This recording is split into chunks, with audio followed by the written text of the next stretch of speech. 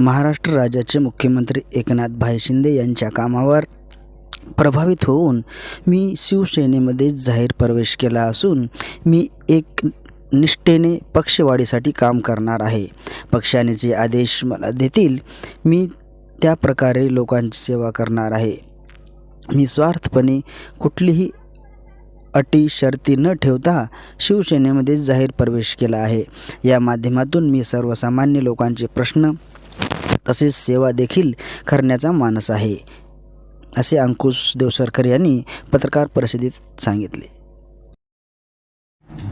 दिनांक 29 ऑगस्ट रोजी आपल्या महाराष्ट्र राज्याचे लाडके मुख्यमंत्री माननीय नामदार एकनाथजी शिंदे साहेब यांच्या उपस्थितीमध्ये व आपल्या नांदेड जिल्ह्याचे लाडके नेते माननीय माजी खासदार हेमंतभाऊ पाटील, मराठवाड्याचे संपर्क प्रमुख आनंदरावजी जाधव साहेब, नांदेड उत्तरचे लाडके आमदार बालाजीराव कल्याणकर, नांदेड उत्तरचे जिल्हा प्रमुख गंगाधररावजी बडुरे काका, नांदेड दक्षिणचे जिल्हा प्रमुख आनंदराव बोंडारकर साहेब, जिल्हा प्रमुख उमेश मुंडे साहेब, जिल्हा प्रमुख बाबूरावजी कदम साहेब व इतर सर्व पदाधिकारी यांच्या उपस्थितीमध्ये मी शिवसेनेमध्ये प्रवेश केलेला आहे आणि कोणत्याही अटी शर्ती न ठेवता मी प्रवेश केलेला आहे।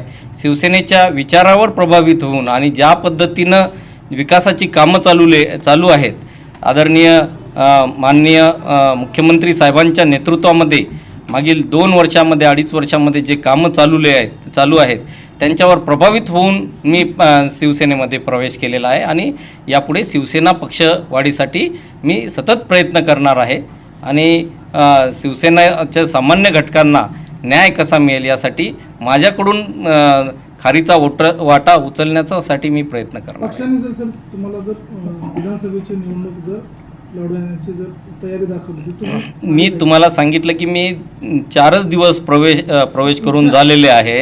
मला पक्षामध्ये काम करायचं आहे आणि काम करून मला सिद्ध करायचं आहे। चांगल्या पद्धतीनं काम केलं तर नक्कीच काही ना काही हे होईल, पण पहिले तर सिद्ध करायला लागेल ना, की प्रॅक्टिस न करताच मैदानात उतरलं तर काय होईल, विकेट जाईल की नाही।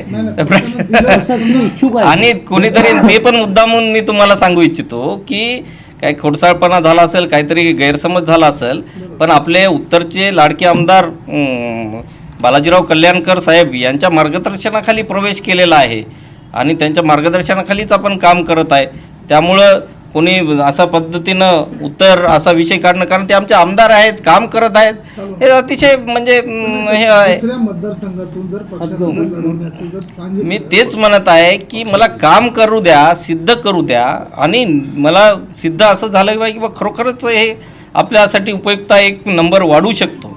नक्कीच आपण त्यासाठी त्यांनी आदेश दिला तर नक्कीच, पण मी स्वतःहून म्हणणं चुकीचं आहे ना, कारण आत्ताच प्रवेश केला ना आत्ताच मी काही मागणी करणं अतिशय चुकीचं आहे।